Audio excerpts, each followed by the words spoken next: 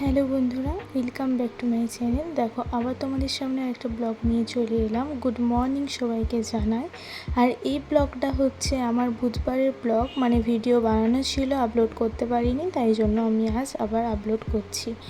তো দেখো সকালে খাওয়া দাওয়া সেরে তো চা লুচি খেলাম। তারপরেই ভাবলাম চলো একটু স্কিনের জন্য, একটু চুলের জন্য একটু কোনো কেয়ার করি। কেয়ার তো করাই হয় না। আর এই যা গরম পড়েছে আর মাথায় খুশকি, বন্ধুরা তোমরা কি বিশাল ভুক্তভোগী? আমি তো প্রচণ্ড ভুক্তভোগী।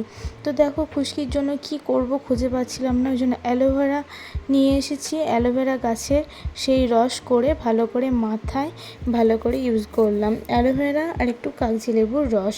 আর যা গায়ে ট্যান পড়েছে সে কি আর বলবো। তো দেখো মাথাটা ভালো করে ভিজিয়ে রাখলাম।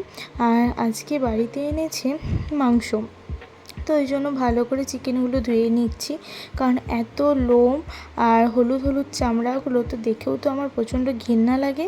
ওই জন্য মনে মনে ভাবলাম যে তাহলে চুলের জন্য যখন চুলে এটা লাগিয়ে রেখেছি তার মধ্যে ততক্ষণ ভিজুক, তার সাথে সাথে আমি এটা ভালো করে ধুয়ে নিই, তারপরে নয় স্নান করতে যাব।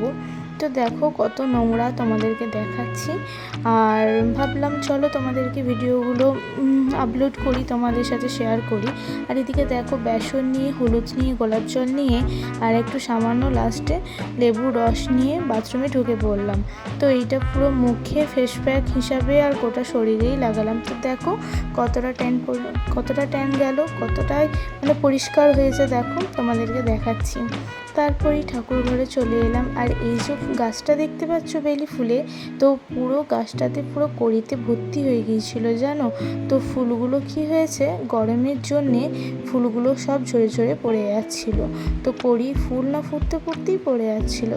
আর আমার গবেষণাকে দেখো সেবা করে কত সুন্দর চুপচাপ বসে আছে। তারপরেই দেখো এদিকে মাংসটা মা চাপিয়ে দিয়েছে, তো মোটামুটি মনে হচ্ছে মাংসটা হয়েই এসেছে। আর তার সাথে সাথে কষা মাংসটা আমার ভীষণ ভালো লাগে। কষা মাংসও খেতে পাইনি বলে তো কি হয়েছে, এমনি ঝোল মাংসই মা একটা তুলে দিল। তারপরেই ভাতের কাছে বসে পড়লাম। তো শাক ছিল, ভাতের মেনু, মাছ,